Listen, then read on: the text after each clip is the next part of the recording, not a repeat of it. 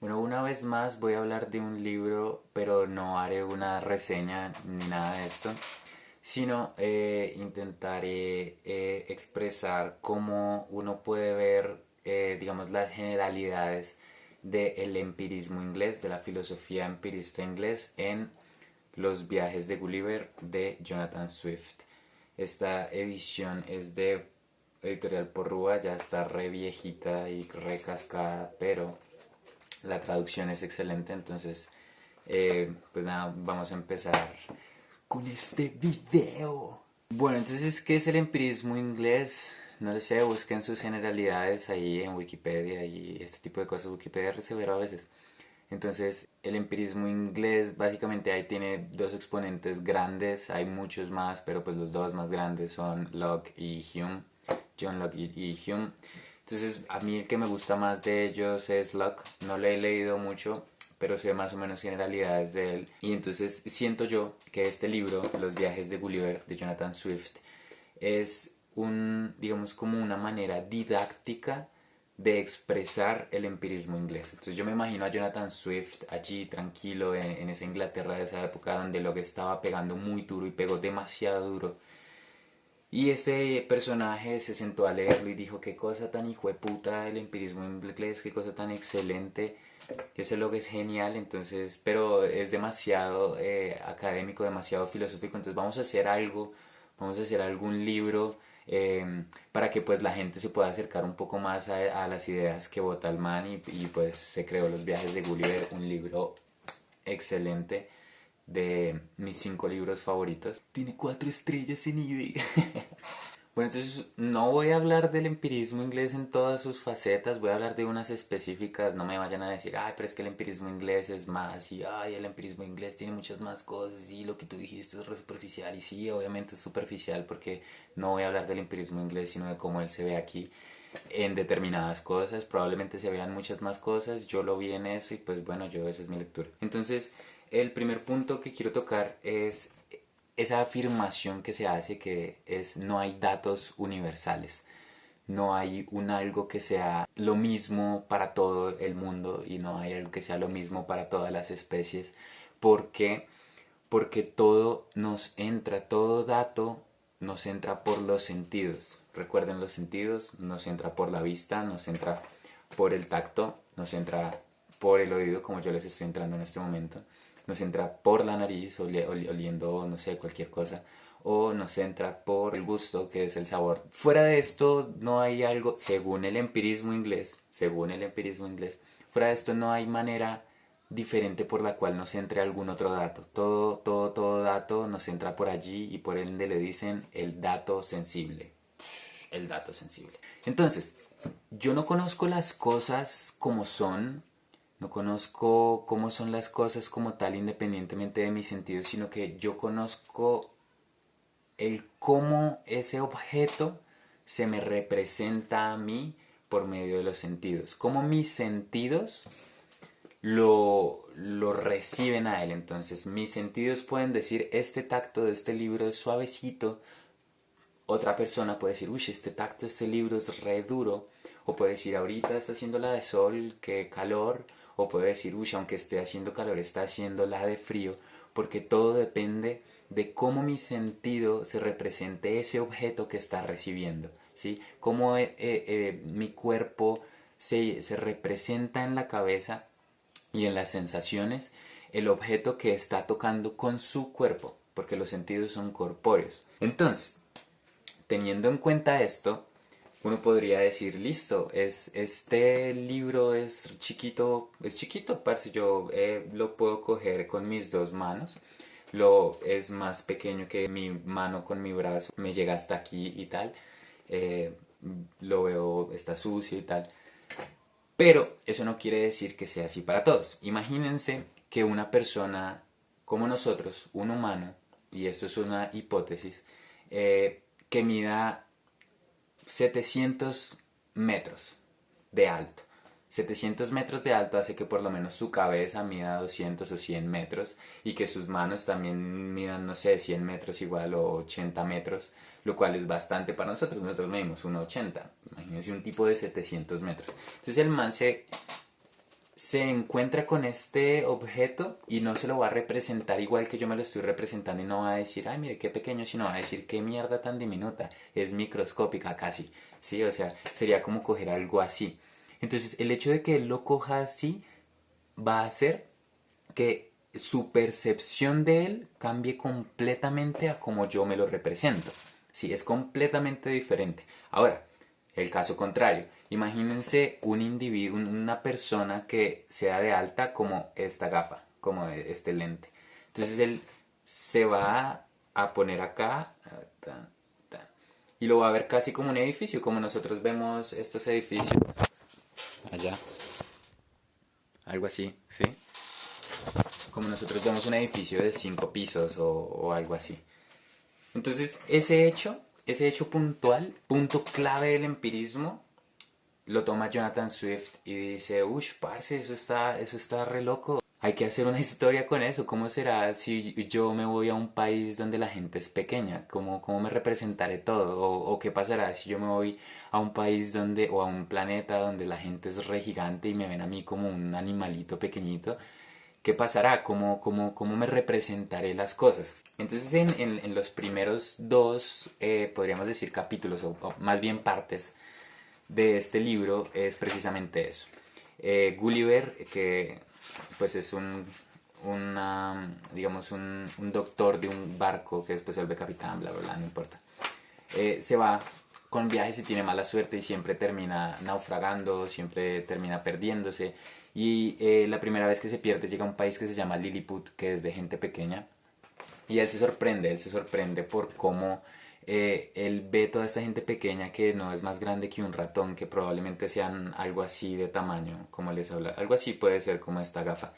Ah, tienen, digamos, formas sociales tan avanzadas, porque usualmente se piensa que las cosas pequeñas son inferiores, que los insectos son re brutos y qué tal, pero bueno, no se ponen y no se fijan que las sociedades de las hormigas o de las abejas son señoras sociedades. Entonces él empieza a darse cuenta de cómo esos individuos pequeñitos tienen una vida muy similar a los humanos, pero que también cambian determinadas cosas y donde también puede ver la fragilidad del humano, pero eso lo hablaré un poco más adelante.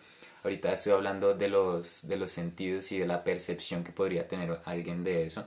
Luego se va al país de Brobdingang. Brobdingang, que es el contrario a Lilliput, ya no es gente pequeña, sino gente grande.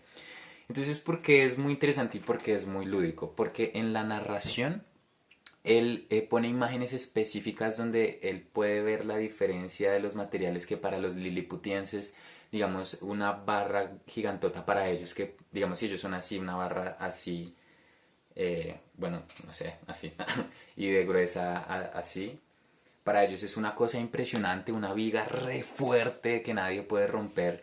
Pero entonces llega él, llega Gulliver y solo le hace así, ya lo puede doblar, pues por la diferencia. Por ejemplo, cuando va a Brodingang hay una parte donde a él le hacen como una suerte de apartamento maqueta y él está ahí parchando y por la ventana de donde él está, no la de su apartamento pequeño, sino la del cuarto grande, entra un simio y se lo lleva como si fuese un muñequito o como cuando él recién llega se lo ponen a ver a un bebé y el bebé se lo mete a la cabeza también como si fuese un muñequito. Y las imágenes son muy vividas, muy expresivas. Me parece excelente y muy, podríamos decir, didáctico. Entonces voy a leer un apartado muy breve. Entonces, por ejemplo, esta parte cuando están requisando los liliputienses a Gulliver y que encuentran un reloj, ellos no tienen vidrio, no saben lo que es el vidrio, entonces se sienten sorprendidos, pero miren cómo Swift, digamos, lo expresa muy bueno y, digamos, nos hace entender la diferencia de perspectivas, no solamente por el tamaño, sino también por el desconocimiento de un material como lo es el vidrio. Están rindiendo un informe a su rey, se lo están leyendo, y entonces uno de los liliputienses escribe, le indicamos a Gulliver si podría desprender aquellos que se encontraba sujeto al final de la cadena y que parecía ser un globo, la mitad de plata y la otra mitad como de un metal transparente, En el lado transparente vimos ciertas figuras extrañas dispuestas en círculo, como los números, y creyendo que podíamos tocarlas, sentimos que nuestros dedos quedaban detenidos en su intento por aquella sustancia translúcida. Entonces imagínense la imagen, ¿no? Como que ellos intentan tocar esos números del reloj y entonces pues no se lo imaginan y lo tocan y ¡pum! Se detienen, es como wow, rayos. Como cuando en esos videos de chiste alguien va así y se tropieza con un vidrio, algo así, pero pues más consciente. También quiero leer uno de cuando están en Brodingen. Entonces aquí cuando dice, aquí ya está en el país de Brodinger, donde son los grandotes, gigantotes. Entonces lo encuentran y entonces una familia lo lleva y la persona que lo encontró, que es el papá, lo lleva y lo pone en el comedor y se lo muestra a sus hijos. Entonces esta parte dice, su hijo menor, que estaba sentado junto a él, un travieso rapaz de unos 10 años, me cogió por las piernas y me alzó tan alto en el aire que temblé como azogado. Pero su padre me arrebató de sus manos y le dio tal moquete en la oreja izquierda que con él hubiese derribado a todo un escuadrón de caballería europeo, y al mismo tiempo le ordenó que se retirase de la mesa. Entonces, primero el hecho de que el niño, un niño de 10 años, lo coge como si fuese un muñequito y lo alza, sí. Y luego, digamos, esta frase, y le dio tal moquete o sea, sí, en la oreja izquierda que con él hubiese derribado a todo un escuadrón de caballería europea. Entonces, como este individuo es tan grande y tan gigante, el simple hecho de hacer así, pues puede matar a una manada de humanos, sí, como coger a unas hormigas y hacerles así, ¡pra!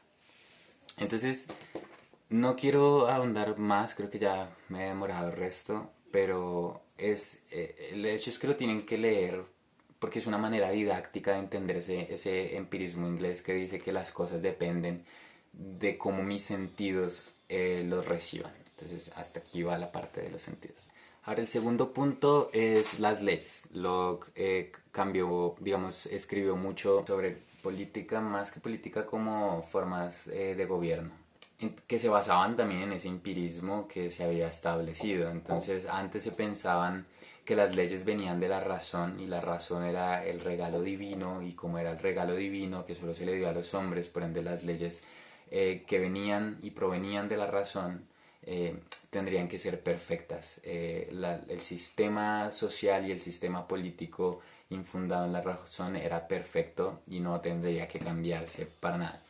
Pero entonces estos empiristas dicen, pues bueno, creo que no es tan así, porque las leyes efectivamente vienen de la razón, pero vienen y se basan específicamente en las sensaciones de bienestar, de simpatía y de interés hacia los otros. Entonces todo depende de las sensaciones que yo tenga y de, por ejemplo, si el bienestar de nosotros es que nuestros individuos no se mueran, entonces una ley va a ser que no se puede matar.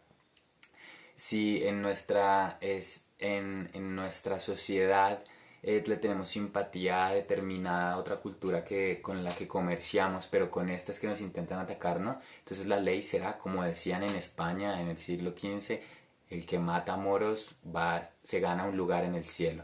Entonces, el hecho de que yo no le tengo simpatía a ella va a permitir que la ley sea, bueno, mátenlos o no, ¿sí? Entonces, como las sensaciones de bienestar y de simpatía también dependen y se fundan en los datos sensibles que nosotros recibimos. Para yo saber que le tengo raye a esa otra cultura, tengo que haberla experimentado con mis sentidos y saber de su existencia. Y como para yo fundar digamos, esas nociones de simpatía o de bienestar o de justicia, necesito los sentidos, y los sentidos, como vimos anteriormente, son completamente subjetivos. Quiere decir que estas leyes también nacen de manera subjetiva, no son generales, no son leyes establecidas por Dios o por cualquier divinidad que quieran llamar, sino son simplemente creaciones humanas que tienen fallas y que también son demasiado subjetivas y que pueden evolucionar también como lo evoluciona todo. En ese momento no se decía mucho evolucionar, pero pues en este momento sí, y podemos utilizar esa palabra. Entonces, en la segunda parte, aunque incluso esta parte también se ve mucho en Lilliput y en Brodingan, bueno, como se llame. Porque Gulliver siempre está muy interesado en las formas de gobierno que tienen esas sociedades y los reyes también y las personas sabias de esos reinos también están interesadas en las maneras, en las formas sociales y de política que tiene el mundo de Gulliver, o sea, nuestro mundo. Entonces siempre está, digamos, como muy presente en la obra esa crítica, pero en las dos segundas partes, que es el viaje a la puta y el viaje al país de los... no sé cómo, tienen que buscarlo. Esta.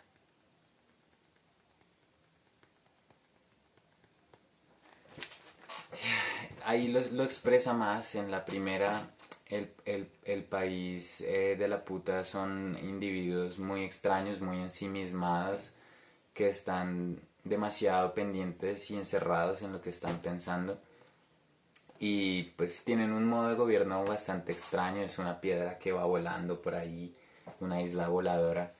Eh, y hay una parte específica donde el único persona relativamente sabia que puede encontrar Gulliver lo lleva como a un centro de estudios de investigación. eh, y entonces él se da cuenta que el gobierno de la puta le invierte mucho dinero a investigaciones aparentemente sin sentido, pero que para ellos sí lo tienen. Entonces ahí vuelve nuevamente la subjetividad de las leyes, ¿no? Como para nosotros, para los laputianos, eh, es importante destinar dinero a estas investigaciones, pero que nosotros nos representamos como que es esta mierda, esto no tiene ningún sentido gastar dinero para la aplicación de eso. Entonces en la puta básicamente lo que hacen es que se invierten esos roles de lo que es útil y de lo que no. Entonces todas las casas están re mal construidas, o sea, no tienen buenas técnicas de agricultura, todo re paila. Y hay un individuo, que es el que les dije anteriormente, que sí tiene una casa re bien construida, que tiene un sistema de agricultura re bien. Pero entonces a él le dicen, no, parce, eso es re cool, tiene que, incluso lo van a obligar a demoler su casa y hacerla con la moda que tienen en la puta. Entonces ven cómo es eso que con base a tus sentidos y a tu percepción de las leyes, lo bueno o lo malo podría cambiar, algo que Nietzsche retomará casi 200 o 300 años adelante, pero que aquí, sin ser explícito, se puede digamos, identificar, se puede ver, se puede notar. Y el último es el país de los hums, que es como el sonido que hacen los caballos, porque él va a un país donde las criaturas racionales, las criaturas que piensan y que tienen una sociedad establecida, son los caballos. Esta parte es excelente porque hace una crítica impresionantemente gigante a los humanos y a sus leyes y a sus absurdeces. Y digamos que los Humes tienen un animal que son los Yahoo, y los Yahoo son humanos salvajes, pero no son tan salvajes porque es la esencia misma del ser humano. Y entonces los Humes le tienen asco a esos Yahoos o humanos. Y entonces Gulliver empieza a admirar de manera impresionante a los caballos. Al principio se siente como, uff, en serio un caballo está haciendo todo esto, pero luego dice, no, qué gente tan impresionante, tiene un sistema social muy cabrón, muy excelente. Y nosotros humanos somos un asco, incluso al final, cuando retorna otra vez a Europa, a Inglaterra, le da mucho asco estar en esa sociedad porque todos son yahoos y los detesta. Entonces aquí es todavía más explícito el hecho de que todo depende de los sentidos y el hecho de que los humanos no somos los únicos seres razonables. No quiere decir que en la vida real existan caballos como en el país de los Humes, pero es como, bueno, hay diferentes formas de vida en el mundo y en el universo. Probablemente otras formas de vida que no sean humanas también puedan tener esa capacidad de raciocinio de la que tanta se jacta el humano. Eh, y pueden tener formas mucho más estilizadas y cosas por el estilo. Creo que el video ya se hizo re largo, creo, he hecho varios clips muy largos, entonces creo que lo voy a dejar por acá. Sé que estoy divagando, sobre todo en las dos últimas partes, pero pues nada, es un libro excelente, excelente, excelente. Si se quieren acercar a la teoría del empirismo en inglés, lo pueden empezar haciendo leyendo este libro porque es una manera didáctica de expresar varios puntos digamos, de esa escuela filosófica. Y ya, recomendadísimo y pues nada, eso es todo.